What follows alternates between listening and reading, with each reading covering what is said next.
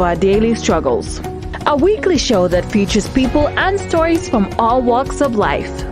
I probably don't look like I chopped cotton or picked cotton, but I did. And now, this is a $500,000 property home, up to $500,000 home. You'll hear success stories from rags to riches that will inspire you to aspire to be great. Be the first to know, only on LSTV 1. Hello viewers, wherever you are, it's your girl Lady Ba, and this is Talk to Lady Show. And today I have a very special guest, a guest that doesn't need much presentation because her name is a household name in the Gambia. Today I present to you Ms. Fatu Camara, founder and owner of Fatu Network. Fatu, welcome to Talk to Lady Show. Well, thank you very much. I'm very happy to be here, and I must say congratulations. I like your setup. You're doing a great job. This is good. Keep up the great job. It's nice. Thank you. Appreciate that. From a veteran journalist who has been in the field for a very long time means a lot to us coming up. So thank you. To begin the interview, I would just like Fatu to tell us a bit of herself, who she is, where she comes from, school, and things like that, so we can get into the interview proper. Well, I am Fatu Camara. I'm a Gambian. I'm originally from Kiang, Urokang. I have 3 boys, no girl at all. And I went to Albion Primary School, Gambia High School, Tahir, and then I worked in the Gambia at Radio 1 FM, Citizen FM, and then later went to the UK, where I did start a bachelor's program on media and communications. But I actually did my diploma, finished that. I went into university. I did first year and then I dropped out. So I went back home to Gambia, where I worked at the Gambia Radio and Television Services. How did you get into the media? How did you Well, understand? it was in 1994, shortly after the military takeover, when there were a lot of announcements on the radio, and it was actually getting everybody's attention. People would want to run to the radio and listen to what announcements were coming in and stuff like that. So at that time, my auntie, she passed, may her soul rest in peace. She wanted me to be a nurse. She was working at a hospital in the UK, and my uncle wanted me to do law. But I, at that time, with all the attention on the radio and listening to Christiana Thomas reading the news on Radio Gambia, I decided I wanted to do media. So my mom called George Christensen, and that was how I started at Radio 1 FM. And after 1 year, I worked at Citizen FM. And you would say Radio 1 FM was your first experience in the media world, I would say. Yes, Radio 1 FM, that was where I started, and where I was doing the youth show and also playing music, of course, at that time. And then second was Citizen FM, where I started reading the news, the 10 o'clock news. And the current information minister, Ibrahim Asela, at that time was editing the news, and I was reading it with the Honorable Fatmata Jahon Pasisi. Based on your biography, it looks like you left there and then traveled to the US to pursue higher education. Well, upon your return, it looks like you went to the only TV at the time, which is Gambia Radio and Television Services, GRTS in short, to work for them. How was that experience like at the TV? Yes, when I returned in 1998, because that was when I dropped out of university after doing the first year. So I worked at the Gambia Radio and Television Services, doing reports for the newsroom. Eventually, I was put on the schedule to do news, I think twice a week or something. It was a great experience because remember, before I traveled to the UK, I was already in the media, so I know how to comport myself when I'm in front of a microphone and a camera. So it was not very difficult at that time, and we had people like Jena Banyang and Ibu Wage and Nene Magdol, Uncle Boram Boch, there, Keba Dibas, and all of that, so who were helping coach us around. So it wasn't very difficult. I remember reading the news the first time. There was a president who was visiting Gambia. I think it was the Mauritanian president. And in the middle of the news, I forgot his name because the auto prompter, they were rolling it too fast and it just went boom. And I was sitting right there, and then I went, "Oh, the visiting president," and then I connected it, reconnected. So Uncle Boramboy said, "I can see that you have it in you." You know, he encouraged me and said, "This is something that I think you should do." And I remember when I was at the radio too, Babakar gave for my mom and said, "I didn't see Fatu today. I think you should talk to her to come because I can see potential. I think she's very good in this field." So I was encouraged by people who were like, "You can do this. You got to go for it." So, at some point, I believed in what they said to me, and I pushed. So that was how I started developing more interest in the media and my love for it. And until today, I must say, the media is my darling. It looks like you also left GRTS after that and then went to the US Embassy in Banjul in 2005, if I'm correct. Tell us about that. Yes, I worked at the US Embassy in 2005. There was an advert that came up for a protocol assistant in the executive office and a military liaison assistant.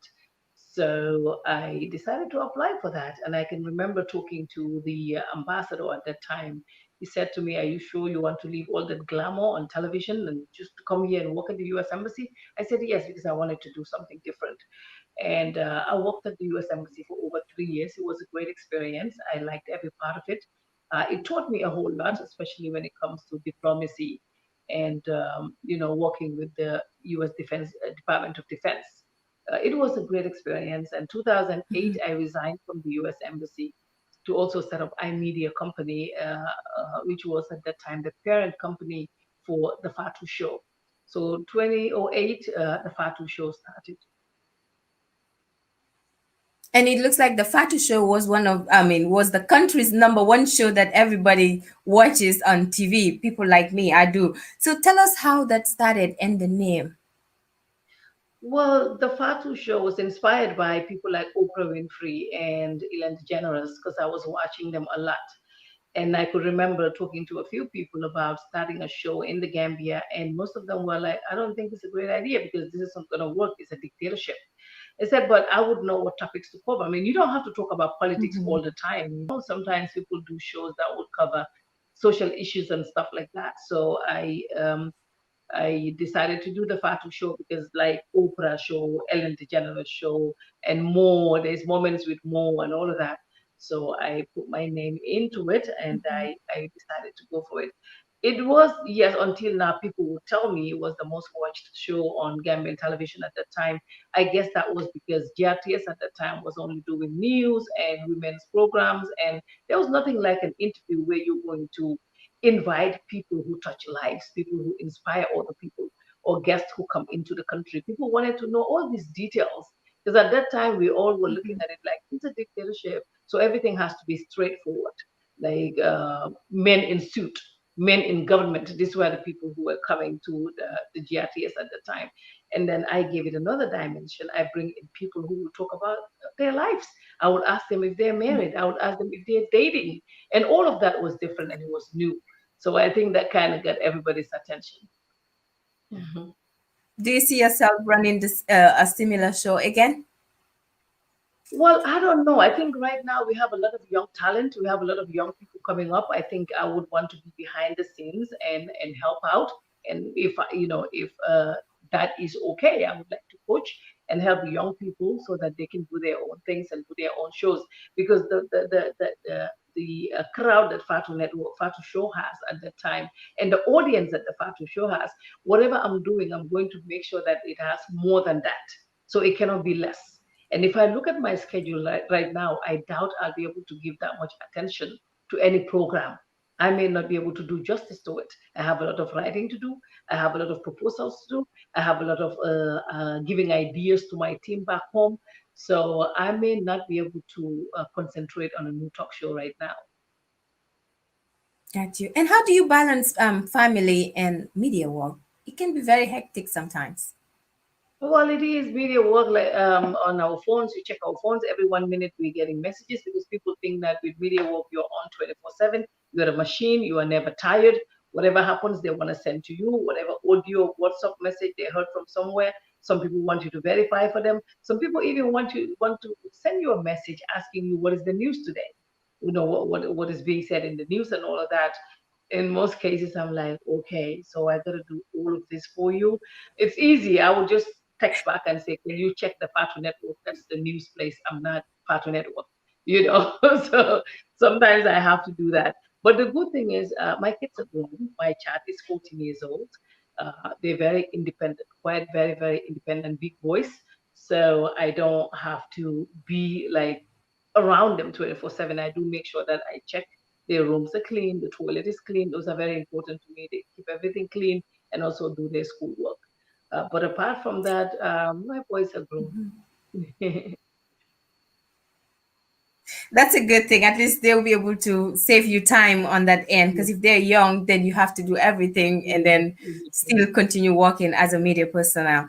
It looks like you left GRTS and was appointed director of press at the State House under the Jammeh regime. Can you tell us a bit about that experience?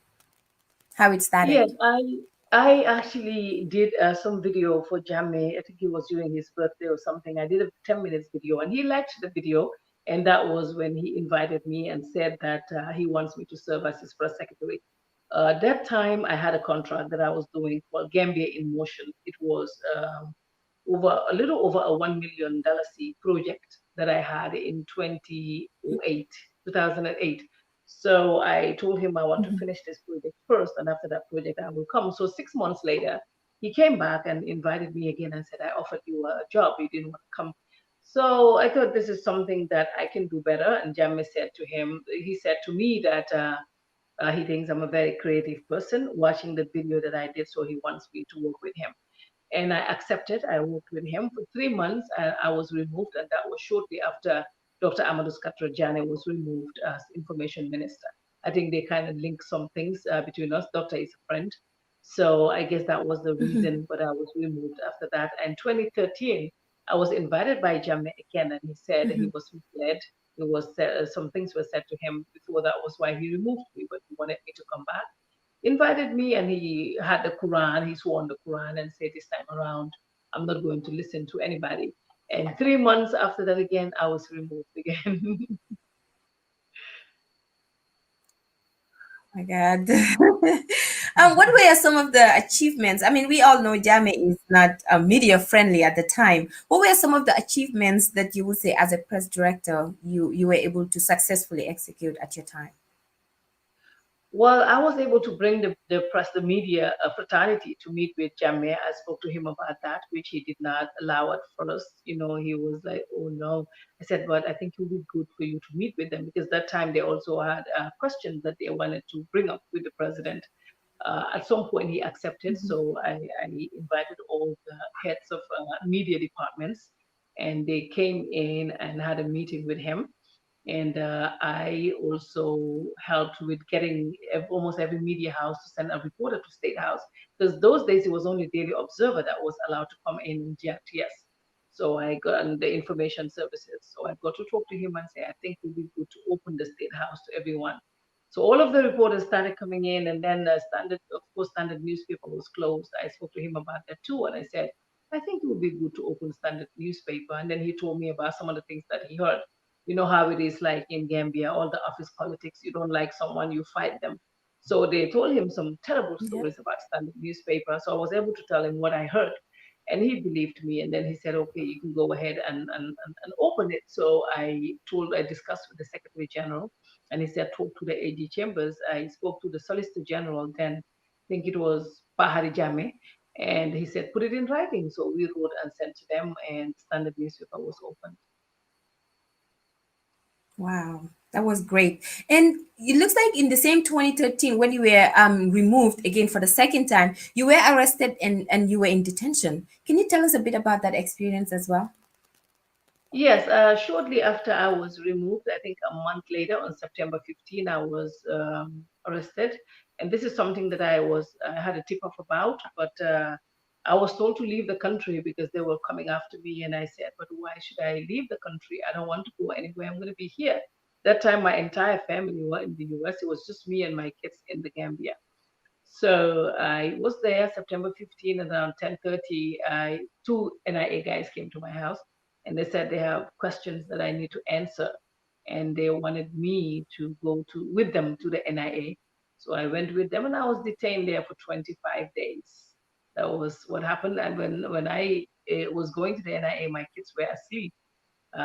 So I guess they woke up in the morning and they couldn't find me. Wow. How did that affect your kids, your family, and people that look up to you, that were around you? Must be a bitter experience for them. I think it kind of traumatized my kids because until now they don't want to go to Gambia. I've spoken to them about us going back home, but they don't want to. Yes, they were born here, but they're also Gambians. So the little one, the 14-year-old, I took with me to Gambia in 2017. But after 1 year, we came back to the US and he said, no, he's not going to go. He doesn't like it there. He wants to live here. I think that's what it did to them. I think until now, they're not very comfortable with Gambia, even though I try to explain that what happened was during a dictatorship and now things have changed. But then they still have issues with the little one who tell me, oh, the internet is bad, the roads are not good, that kind of thing. So it kind of got Mhm. them to not like Gambia, which is very unfortunate. But that's also based because of the experience that they had. And these are kids. I think maybe I would keep talking to them, and I know eventually they may want to visit Gambia one day. For the people around me, they got to understand because that time there were terrible things happened, right? People were killed. So at least in my case, I wasn't killed, Mhm. which I said, Alhamdulillah, after I got out. But it was a very terrible experience. I did not want to run.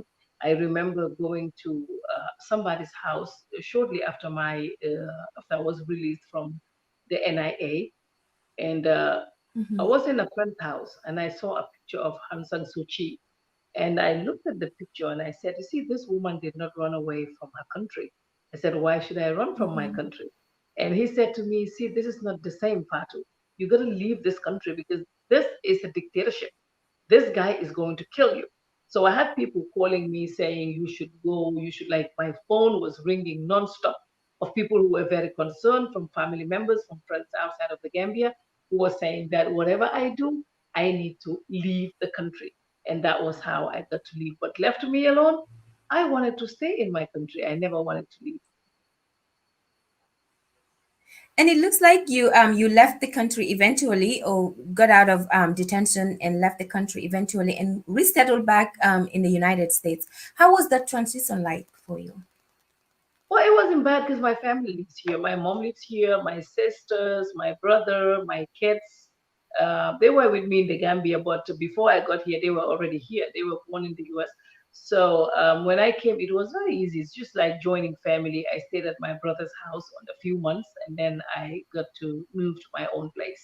So it wasn't bad at all. It was a smooth transition. The decision that was tough was whether to join the fight or not. That was the decision that was a little bit tough for me because I wanted to make sure, when I came out from Gambia, there was a lot of talk. Oh, you were not talking when you were in Gambia. Now you're starting to talk now. I'm still wondering, like, who was the one talking on the ground? Who was the one there saying stop to Gambia when we were in Gambia? Nobody was doing that. But you know how our people are, you didn't say anything before, so why are you talking now? But at some point I said, okay, so is it going to be about those people or is it going to be about what I think and also what my people are going through? So then I had to make a decision and I decided it was not only my case, but it was also about other cases as well and some of the people who have been killed and detained and they disappeared and all of that. I decided to speak out. And is that that's where you get your courage to come out despite everything that happened to you, or how it impacted your kids and your family? You still have the courage to come out again to join the struggle. And I mean, if I remember correctly, you said you will not be in the struggle for more than 3 years, and you did not get to 3 years, and we did. It was successful. Where would you say the courage came from? Well, first, I would just thank people who were in the struggle before me, people like Coach Pasama Joe, the Sohna Salas, Banka, the Musa Jengs. You cannot talk about the Gambian struggle without mentioning these names. I mean, these are the people who were in the forefront. And when I came, they helped a lot with messaging as well for me. Because the first time that we went to Jammeh's house, I was like, oh, Jammeh did this to me, did this to me, did this to me. And Sohna Salah said, no, it's not like that. It shouldn't be about just you. It should be about everybody in the country. And so that helped me. So I picked that up from there, and then it kind of like changed the whole thing, that the way I'm thinking about this whole thing. And then I said to them, I think we should look at the way that we're going about with this fight and try to take it to another level. And it actually, everything that happened was collective. It was me and other people. So we all decided to do this together, and then it worked, because when you do things collectively, then you gain result. So the credit until now goes to the people who started the struggle. Because when I came, a lot of people thought that the struggle was like club. Some did not want me to join.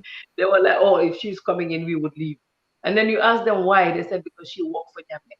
And I want to say, until today, I have no regret at all for taking up that position as press secretary. It was a great experience. I learned a whole lot, and Jammeh was not paying me salary from his pocket. I was getting paid by the government of the Gambia. So it was great that I had that experience. And when I came, the reason why a few things changed when I joined the struggle was because most of the people who were talking, and I must also say Pandiribai, he did great.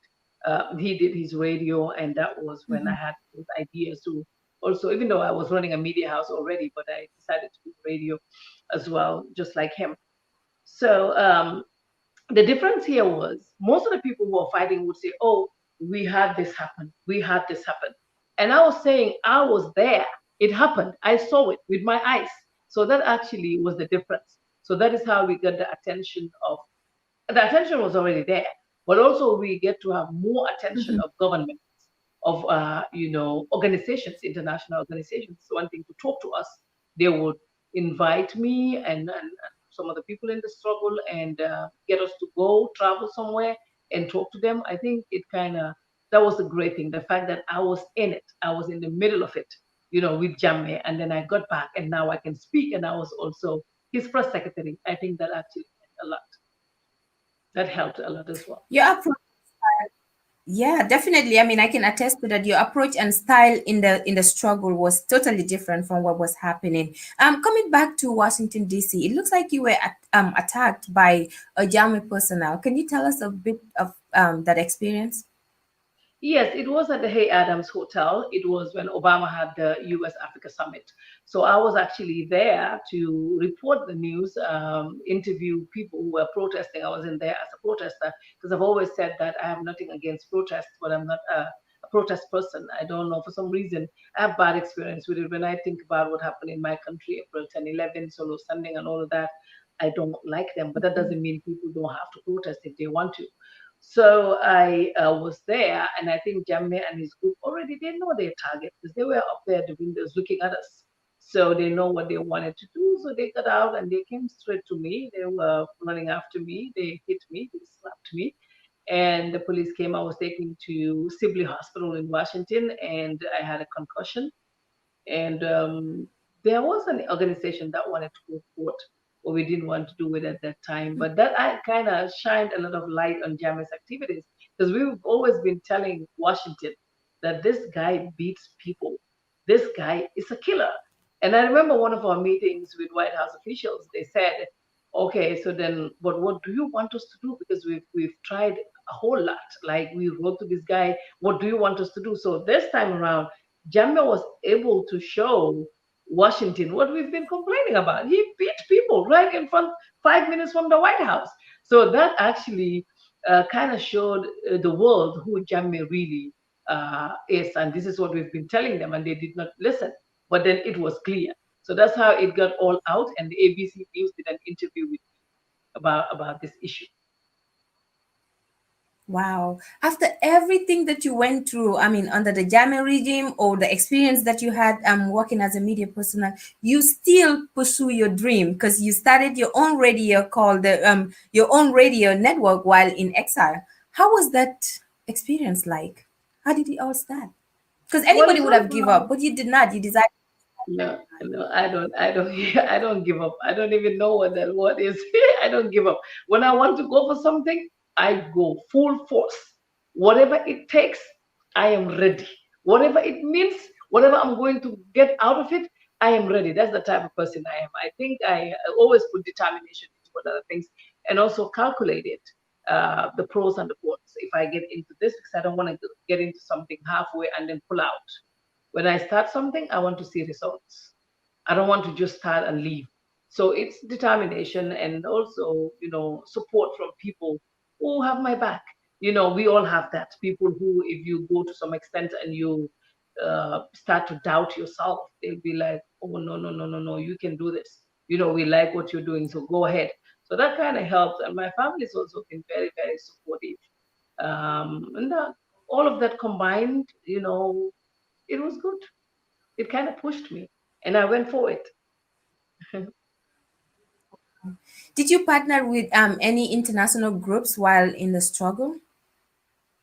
Partner, like how we were working with them. For instance, Human rights expose. change. You mean human rights groups? Yeah, Yeah, because we at the were time, working with. Yeah, mhm, go ahead. we were working with human rights organizations that want to know stuff about Gambia, especially when it comes to torture and detention, arrest, and killing of people, and all of that. So yes, it was not only me; it was a whole lot of people in the struggle. We were all working with a lot of human rights organizations. Yes, that happened, and then we had meetings, with a lot of people. A lot of stuff happened during the struggle. Tell us about the philanthropic work done by your network, of course, during the struggle. Because I believe you were giving out airtime for free. I mean, tell us a bit about what was happening. Yeah, we did that. We did that. We were just saying if people have something to say that makes sense and they want airtime, they can join the Fatu Network and have shows there. And we also were raising funds for a lot of people who were in Gambia tortured or they went through some kind of stuff and they needed assistance. For instance, there was a day we raised $20,000 in 24 hours. That was the case of the late Malamane, the girl that had cancer. Too bad that he passed. He's not with us anymore. I remember when his case came up, we went out, and this is Gambians in the diaspora, and everyone contributed. In 24 hours, we were able to raise $20,000, and that was big. When before the elections as well, we also raised funds. So we were doing a lot of fundraising and a lot of helping around people in Gambia and but also making sure that these people are protected, not being very close to them, but we can send them monies through other people. We did a whole lot during that time of the struggle. Got you. Coming back to the election period, it looks like elections night, all the networks in the Gambia were down. But then the Fatu Network was the go-to location for everybody in order to us to get the update about the elections. How does that make you feel? Well, great, but we did some research because we know that they were going to put the internet out. Somebody told us, but even the voting process, somebody sent us a video of how they voted or a photo or something, and we posted it because there were people who were using satellite phones, so we were in contact with those people, and also we found a way of being able to watch GRTS, even though they put the internet out, and it worked. We had to pay; it was expensive. We paid, but all we wanted to do was to bring it to the Gambian people because everybody wanted to know. We don't want people to be in the dark. I mean, if you're ready to go into this news business, you have to go to any extent to make sure that your people, the people who are following your site, have information when they need it. So we had to pay some money. We did a lot of research, and we were able to bring it. And we had analysis. I think Coach Basambaja was on the panel. Juka was there, Sid Matijau, and Musa Jeng and myself. It was great. It all ended, even though we all ended up crying. When Jamie lose the elections, it was crazy. We were just crying. Talking about crying, how did you feel with the news that Jami has lost the election as a person or as an individual? How does that make you feel? That was what we were fighting against for. We were fighting for that. We wanted him to leave. So when he left, it was good. The feeling was so good. We were so happy that we ended up crying. Because, I mean, look, we have a country where we cannot visit. A lot of people cannot go to that country. People cannot express themselves. People cannot speak their mind. It was tough. It was too much. And we all grew up to know Jammeh. From high school, Jammeh is the president that I know. I had a Sadauda Kerabachawara when we were going for independence. We would see him at the park, but that was all. But this is the president that we all get to know very well. He's the only person, like over 20 years, it's only one president, and he was making some of the people go through, Gambian people go through hell. And then we wanted him out, and then he lose elections. Oh my God. We couldn't help but we were all crying. And we had people calling the radio and say, please stop crying, don't cry.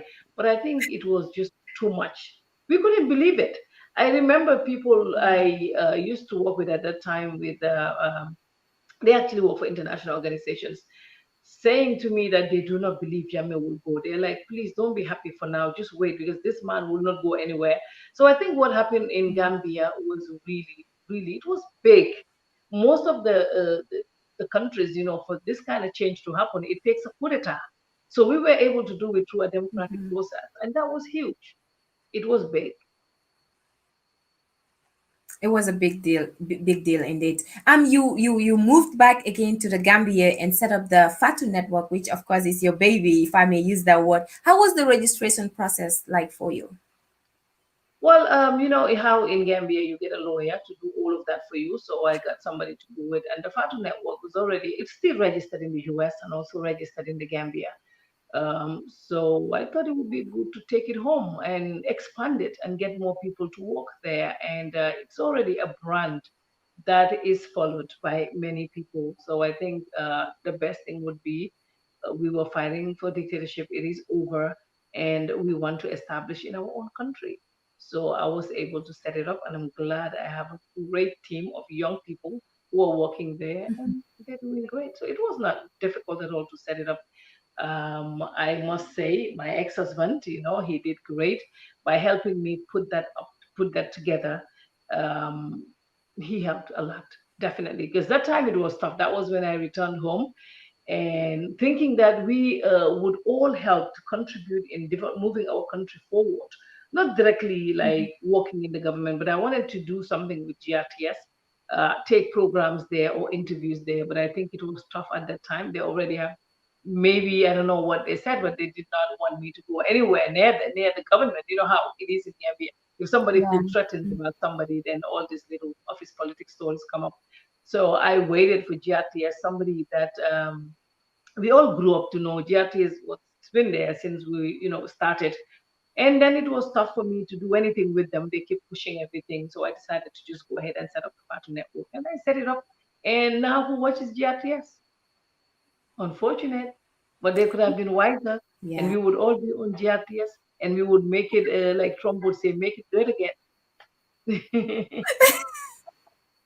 Would you say that's why you choose online television instead of conventional TV? Yes, when I looked at it too, but now, conventional television is going to die. Television is going to be on demand. It is going to be there when you want to watch like your interview right now on YouTube, you switch it on your TV. And that's what Yeah. TV is going to be about in the long run, and that's not even going to be long. If you look at it now, everybody is online.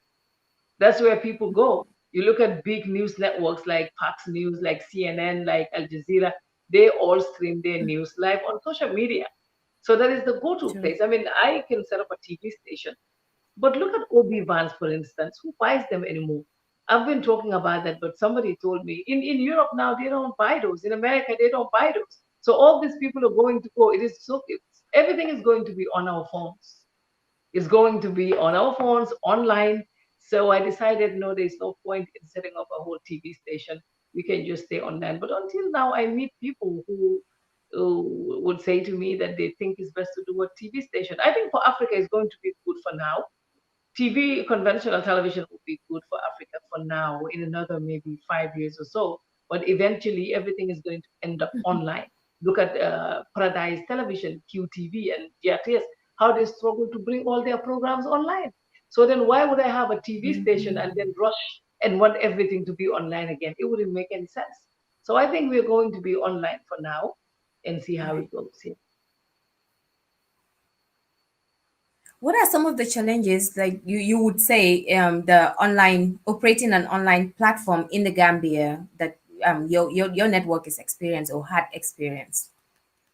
I think Facebook to online, if you look at it right now, it is going down a bit. I think the invent of the TikTok is affecting it. If you look at the numbers Yes. of views right now, it is down.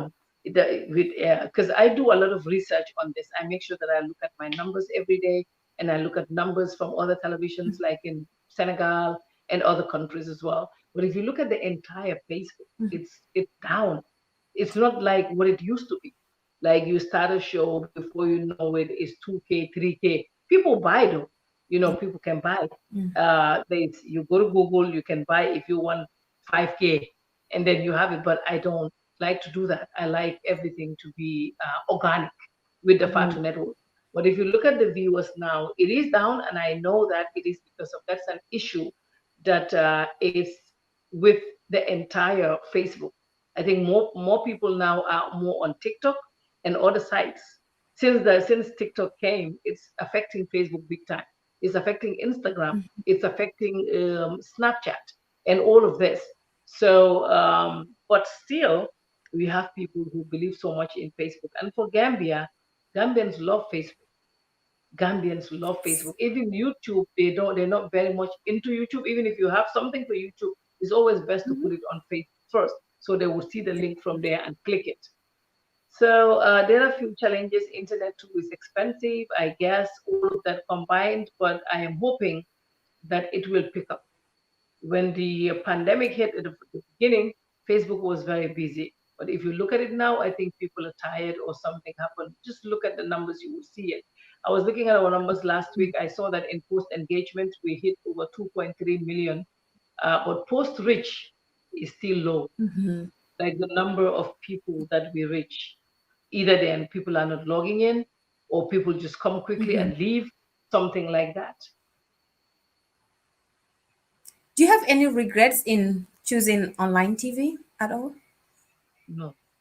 No. As at now, no, I do not have any regrets. No, I think it's a great platform. I think that's where everybody is.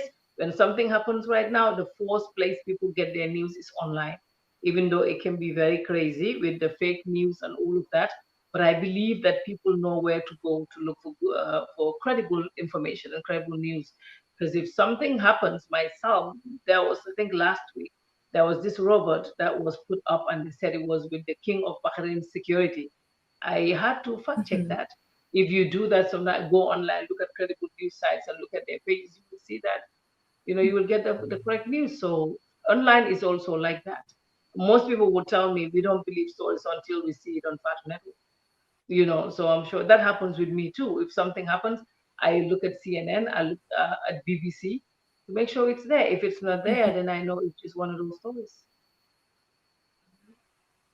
It is my belief, I mean, credibility is the foundation of every media outlet, which is a good thing that you're following. Talking about ECOWAS, tell us a bit about your lawsuit to the Gambia government, of course, that was at the ECOWAS court. Yeah, the Media Foundation did that. It's an organization that works with journalists. So I had a call, an email actually, to say they want to take my case there. And I spoke with them. They interviewed me. They asked everything about the case.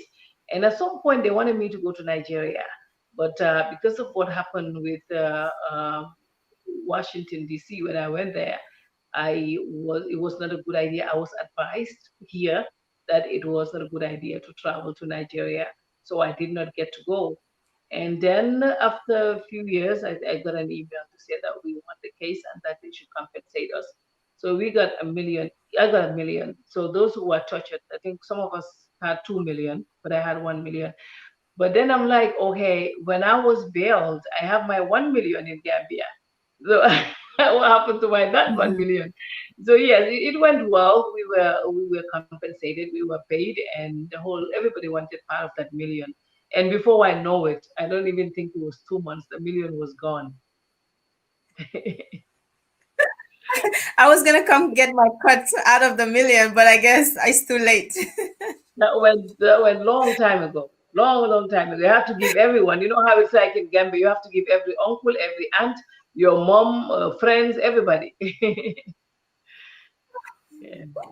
We are almost to the end of this interview because I know your time is limited. But tell us about your relationship with the first lady of Sierra Leone. Of course, it's not a hidden secret. We all see it on Facebook. And also tell us your relationship with the first lady of the Gambia, if you may. Well, Fatima and I know each other for over 20 years now. When we were in Gambia, we were Mhm. both young, married, and then we all got divorced. It was tough, as young women bringing up our kids. We went through like a whole lot, and we were there together in Gambia, did stuff together. Sometimes, when she has events and she wasn't feeling well, I will step in and help her. And we spend the weekends together at her house in Bigelow. A whole lot of things. So we came a long way. We were going to Jammeh's meetings together when we have to be somewhere, like events. When they had events that we're invited, we will go there together. And sometimes we will not even be allowed entry. We will get there and the protocol would say, oh no, because of what you're wearing, we cannot allow you in. But she's one kind of person who, if that happens, I would say, but Fatima, please, let's go home. They will not allow us. They're saying what we're wearing is tight or is jeans or something. She will be like, no, no, no, Fatima, we are not going. We will get in. I said, but it will not be possible. She will talk to one protocol. The protocol will say no, and she will still not go. She would say, Fatima, we still have to wait.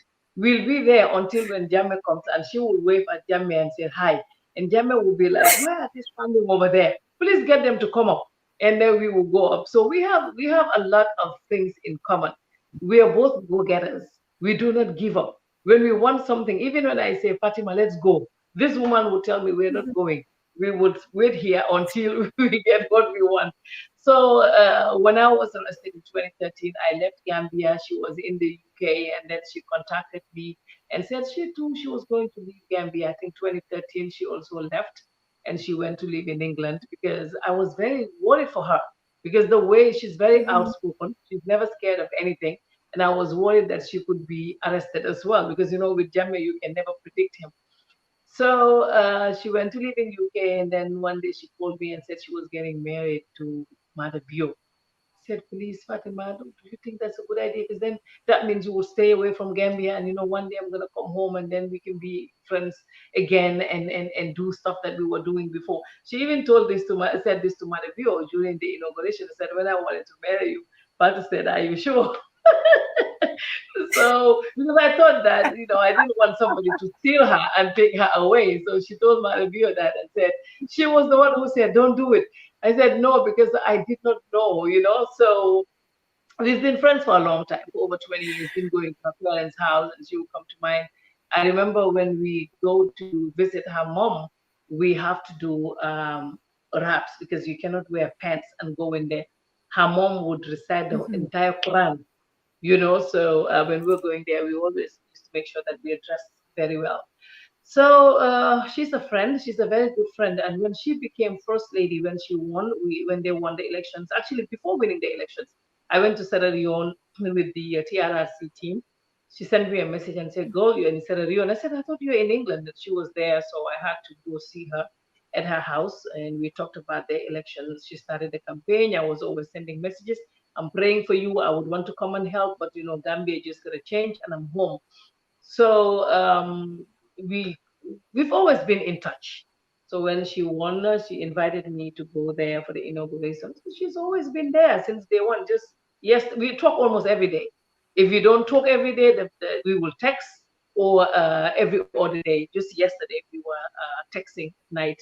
So at least she showed me that she's the same person that I know. She could have said, "I'm very busy. I'm now first lady. I don't have time for Fatu." And if that happens, I may not also maybe be around her like this. I would also keep a distance. But she said, "You're Mhm. my sister. You are my sister. You are part of my journey, and you are going to be around me. You'll be here with me." So we have a very close relationship. The first lady of Gambia, Fatu Paparo, I did not know in before in Gambia. I know she explained that we met sometime and I needed to brush my hair. She was brushing my hair for me. She explained something like that, but I don't know when that was. She said she had a comb in her purse and I wanted my hair brushed and she brushed my hair. I don't know where that was. But we do not know each other that much. So when you don't know people, you got to step back a little bit. You don't expect me to the relationship that I have with Fatima. I cannot have that with another person overnight. It is not the same. So I think I'm not sure if this is her or it's people around her, but I think most of the time they kind of make it look like the type of relationship I have with Fatima, sharing her photos and us being together all the time. I should do the same thing with her. See, that would be strange because we don't know each other like that. So absolutely, I have nothing against her. I think, I know she's First Lady of Gambia. I think she's doing a great job. I wish her the best of luck. But I think what she needs to do is to take her time and get to know people and don't expect to be and should not expect people to be all over her just because she's First Lady. It doesn't work like that. It does not be just because you're famous, you are Jamie, I should come and be running all over you and sharing. Not everybody can do that. Some people know how to do that, Right. but not everyone. For instance, the First Lady of Senegal, I was introduced to her by my friend Fatima Bio. And she's also a very nice human being. She invited me to her house, and I share her photos when I go to Senegal. When she has time, we meet, and she's always been there. So the relationships are different. That's all. But I have a lot of respect for the Gambian First Lady, and I wish her the best of luck. Coming back to the number one or one of its kind, or for the first time, the Gambia hosting an event like that, which is the Heroes Night, that was initiated by you or organized by you. Can you tell us a bit about that? Yeah, I'm somebody who believes in encouraging people, and also when somebody does something that is good, I think they should be celebrated. I believe in celebrating people. I think it's a good thing because it can get a whole lot of other people to learn from them and be inspired by them. So I looked at that and I saw that the Gambia, we do not celebrate each other a lot. If you look at the country, we have great people in Gambia, but nobody celebrates them. All we do is bully them, say bad things about them. When somebody is beginning to be successful and you feel you're threatened with what they have, you go after them. You try to make them look so bad. You go to people and tell them that they're sleeping with 20 men, even though you know that is false. So this is what our people do. You know, every single woman is so bad. They call you names. Every good person is so bad. Every successful person in Gambia, they make you feel so bad. They make you look so bad. They vilify you. They bully you. They talk bad about you. So I think it is time for us to celebrate our people because there are great Gambians who are doing a tremendous job. So that was what brought about the Heroes Award. I want to celebrate people and I want to say thank you to people who are doing a great job. And it's going to continue. I'm thinking next year because of this whole COVID thing. I don't know how it's going to go, but it's going to be an annual event, inshallah. Wow, that's big. Talking about bullying people and bringing people down, how would you rate the participation of women in national development? I think women are doing great, but the thing is, I attended an ECOWAS meeting, and what they said there is women, we are the people who vote in presidents. But we prefer to do that for men and not for women. Most women do not support each other. That is the problem that we have because we look at a whole lot of things. This person is this way and I'm not that way. You want to be on the same level with that person. If you're not on the same level with them, you think the best thing you need to do is to bring them down. See, this is where we have problems. If women would all come together and support each other, if you go to Gambia, there are more women than men. If we can all come together and put our differences aside and celebrate each other, this will bring us endless opportunities. But that's one thing that we cannot do. So the men that go after women is because we allowed it. If I see somebody, because we're all friends in Gambia, we know how it is. And most of the time, it's women who are encouraging other men to go after other women, to try to bully them. So if only we can all come together and support each other and know that we do not have to love each other, but we should be able to work together. We should be able to do things together. I don't have to be your friend. You don't have to be my friend, but we do not also have to hate each other.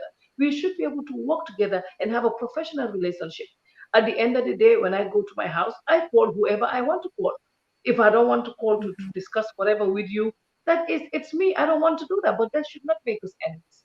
I think that's one of the issues, one of the problems that we have. If only we can put that aside and support women. I am looking forward to a woman president in Gambia, a female president in Gambia, and I think we can do that. Look at the caliber of women we have in that country. We've tried men like 3 times. Did it work? No, it's still not working for us. But I'm sure if any woman gets up now and say you want to be president, you will hear all kind of stuff. Look at what happened to Mari. Yeah. Marisol, they were saying Marisol. all kinds of stuff. The next minute it was about her dress code, what she wore. The other minute it was about, oh, who is she with? Who is she dating? I mean, it is so, so sad.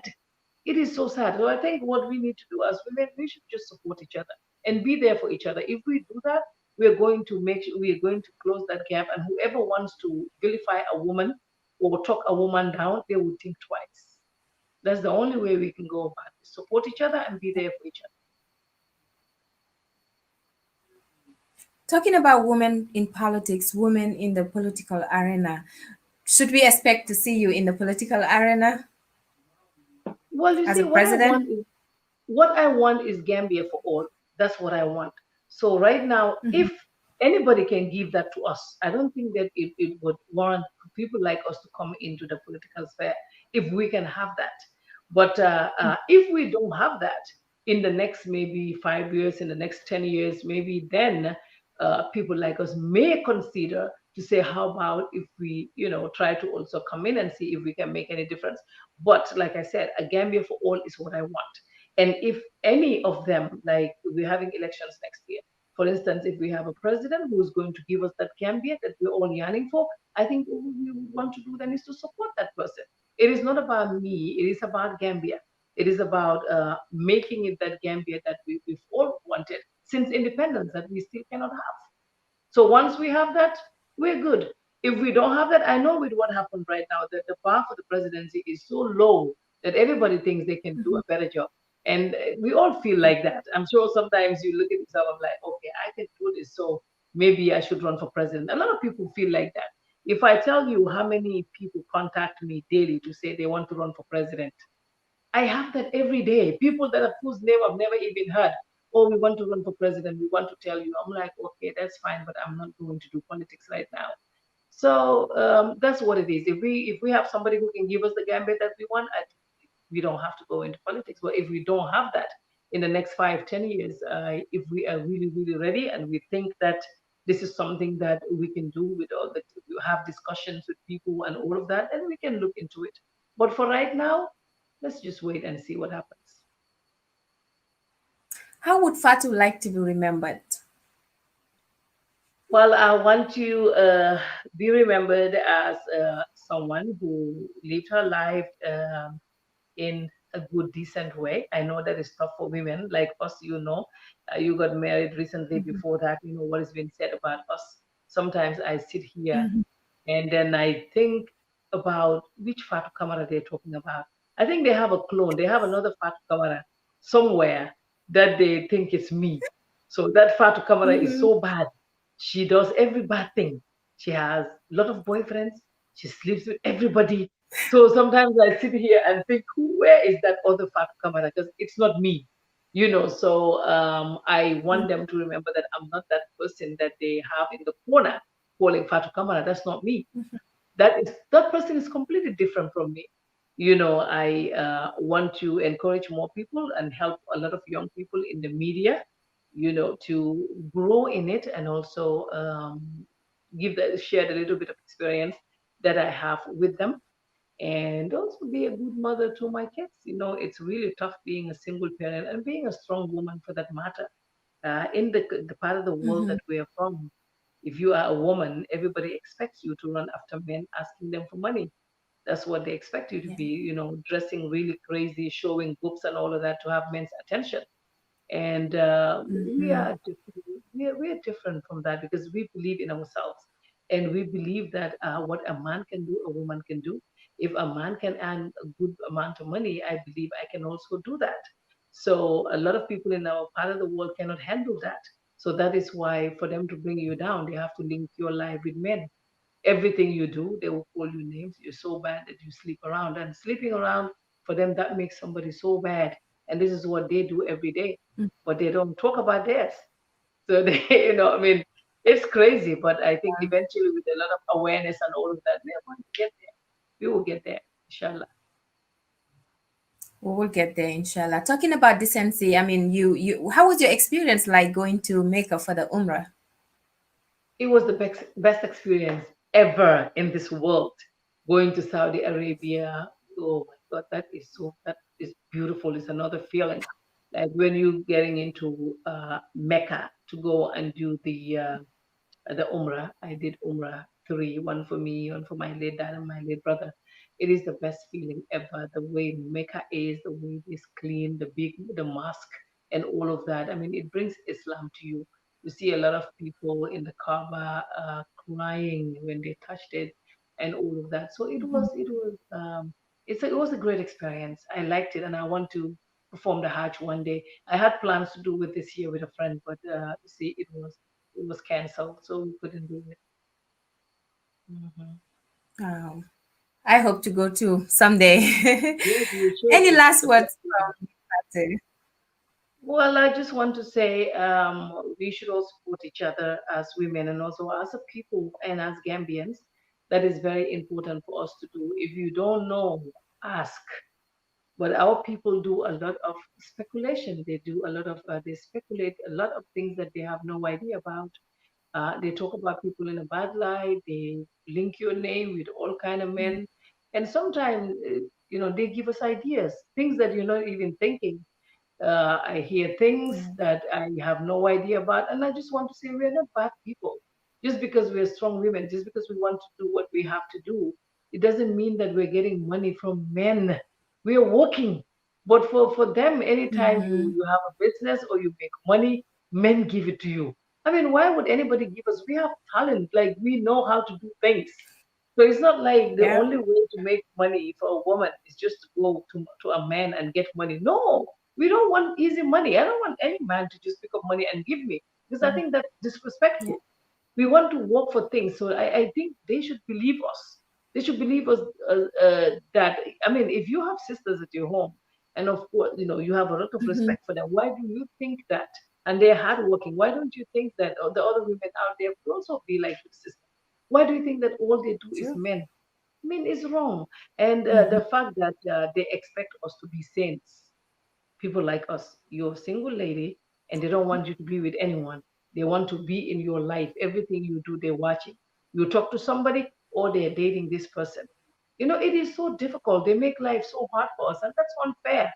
I think they need to understand that and let us live our life and be fair to everyone. Let's all be fair to each other. If we do that, we will have a better world and a better Gambia to live in, a better Facebook community and a better social media community. That's why sometimes I think they don't take public figures to be human beings. I'm like, we are humans. No, no, no. To them, we're not human. To them, we are just. I don't even know what they think we are. I mean, they don't want you to date anybody. They don't want you to be with nobody. They just want you to be by Yeah. yourself, and they want to check everything that you're doing, whatever you write on your Facebook, and they need to know that if you're a public figure, there's a lot of people in your life, but you're also very lonely. Because then you are like the people that are there, you don't even know who to trust. You send a text to someone, you True. don't know where it's going to end up. You send your photo to somebody, you don't know where it is going to end up.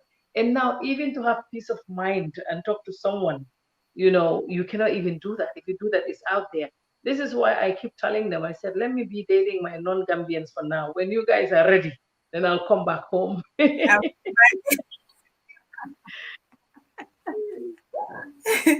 That's true. Well, Fatu, thank you. It's a great honor to have you on the show. It means a lot. I mean, I just think I can't say enough. Thank you to you for taking the time out of your busy schedule to be on the show today, and for any advice you would give to our viewers out there that are watching, inspired by your story, or want to become a journalist or public figure. What would you say to those people before we say goodbye to you? Well, I would say go for it. Follow your dreams. If you want to be a journalist, I know it's tough.